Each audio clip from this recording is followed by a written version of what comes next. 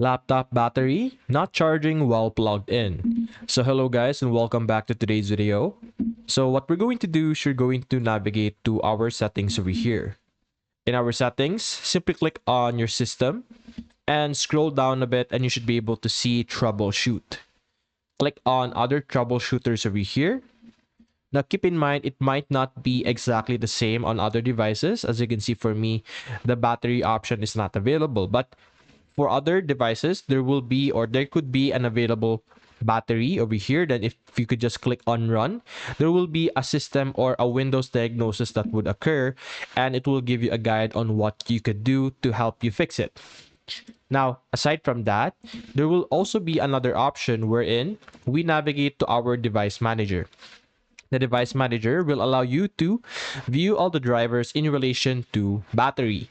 So simply navigate to batteries over here, right click either of these two, click on update driver, click on search automatically for drivers, and after that, do the same thing for the other one.